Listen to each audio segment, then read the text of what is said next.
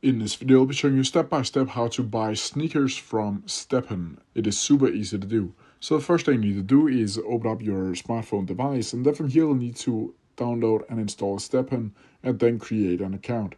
Once from here, it should be looking something like this. And as you can see right now, I don't have any sneakers on my profile. As you can see, no NFTs right here. But once from here, you'll simply need to go down to the bottom menu, and then from here you'll need to go down to this cart section down here. Once from here, you'll go inside of the marketplace where I can find all of the sneakers that you'll be able to purchase, or mint as they call it.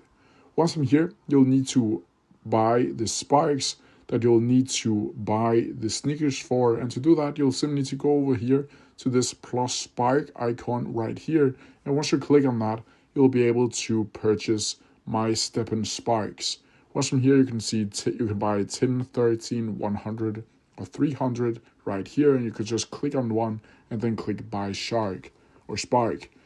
Once you purchase it, you'll simply need to go out again and then find your specific sneaker that you want to purchase. Once from here, you'll simply need to click on it like so.